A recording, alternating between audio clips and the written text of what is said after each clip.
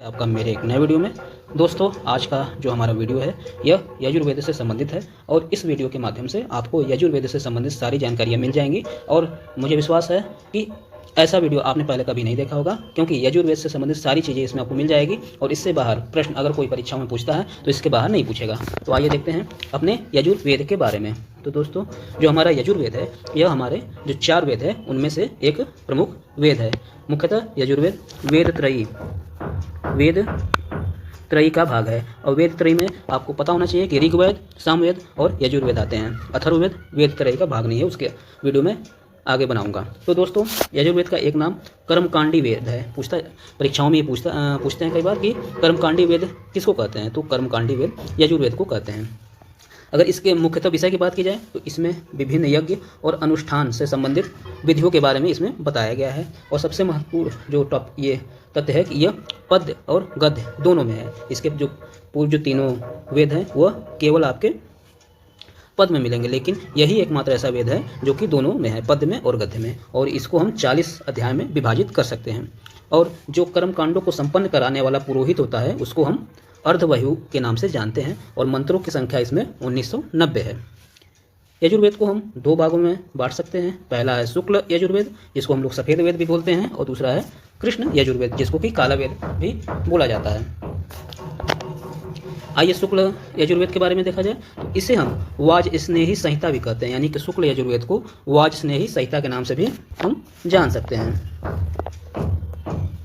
और यह मुख्यतः पद में है, यानी कि अभी हमने आपको बताया पीछे कि यजुर्वेद दोनों भाषाओं में है, पद में और गद्य में। उसमें से जो शुक्ल है वह तो केवल पद में है और यह सरल और स्पष्ट है, और इसकी जो मुख्य शाखा है वह मध्यदिनी और कांड के नाम से जानी जाती है। इसकी 2 मुख्य शाखाएं हैं और अधिकतर जो विद्वान हैं वह शुक्ल यजुर्वेद को ही मुख्य वेद मानते हैं। बात की जाए कृष्ण यजुर्वेद की तो यह अधिक विस्तृत है, यानी कि शुक्ल यजुर्वेद से यह अधिक विस्तृत और व्याख्यात्मक है और यह दोनों में है। अगर आपसे प्रश्न पूछा जाए कि यजुर्वेद की कौन सी भाग दोनों में है तो हमारा कृष्ण यजुर्वेद यह दोनों में है, पद में और गद्य में।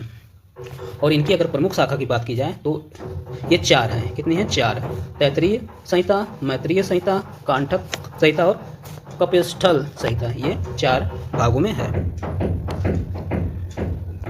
आइए कुछ और महत्वपूर्ण चीज़ें देख ली जाए। इसमें यज्ञ विधि और अनुष्ठान के बारे में इसका बातें बताई गई है यजुर्वेद में। इसमें मंत्रों का उपयोग और उसका अर्थ बताया गया है। इसमें कर्म का महत्व को समझाया गया है। इसमें ब्राह्मण, देवताओं और मानव जीवन से संबंधित तत्वों का इसमें वर्णन किया गया है।